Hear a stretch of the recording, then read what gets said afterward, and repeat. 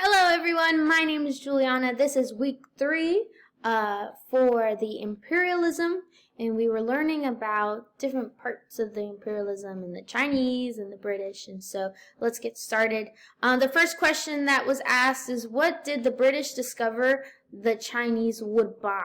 And so at first in the video it talks about the silver is something that they might want to buy, but in the end of the day they wanted the opium that the British had. And so what opium is it's a drug that they used to have, and the Chinese became drug addicts. And so later on, it talks about how they had to remove the opium out of everything because people were going wild, basically. And so the Treaty of the Nanjing State,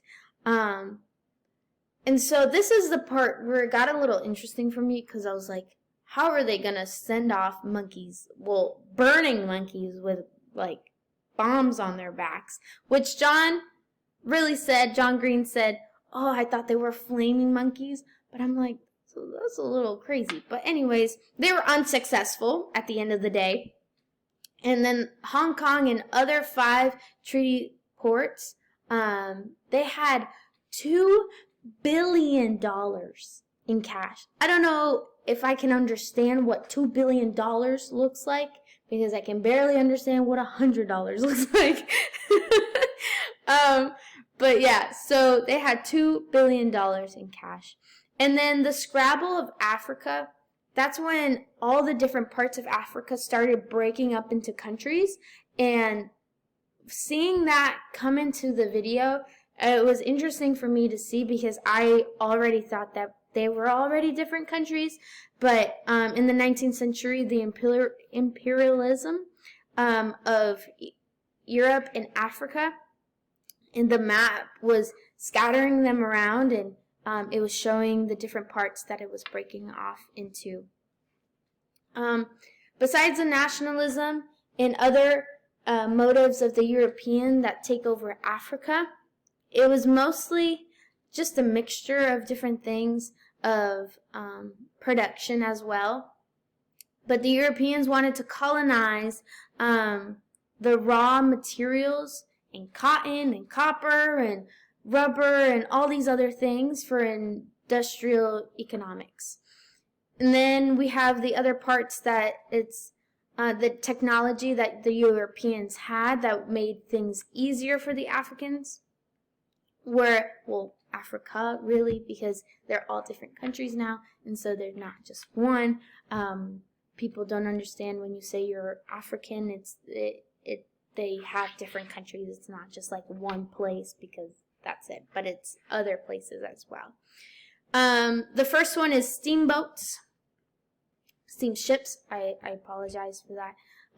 And that is coming from the Europeans. And so they went through different rivers, but they didn't have horses, and that's okay, because that's how they went through to the different areas of Africa, so that they would come across in the 19th century, where the Europeans' technology improved and dramatically changed and maximized machine guns and different things, and that's how they won.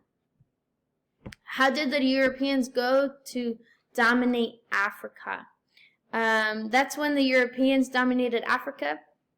They went to war, and they killed a lot of Africans using their new technology of their boats, and as well as their machine guns and everything else. Because they both had the same things. They had the spears, they had the swords, but now they have guns, and that changed a lot of what the rules look like. How did Africans react to the Europeans? This is the part that it was violent, and the technology, and that they became the enemy, and they just had to really go after them. How is the Europeans able to rule places like India? So with the technology that was made by the Europeans, they replaced natives, officials, and really the Europeans just kind of took over in different parts. This is when they're talking about how they would ask Indians to do it themselves. And so they would ask like princes, and they would want to have that royal time, and people would kind of go on their own in their own sense. And so I didn't really understand how they were able to manipulate people like that, but they did, and that's how they won. In the country of Africa, it is a successful example of the Europeans is that in Belgium they enjoy 12 years of sovereignty of 3 millennium. Okay. And so in the Japanese, and they're happy pursuing imperialism in Thailand, Iran, and Afghanistan, and no one could defeat Afghanistan besides one place. But that's okay.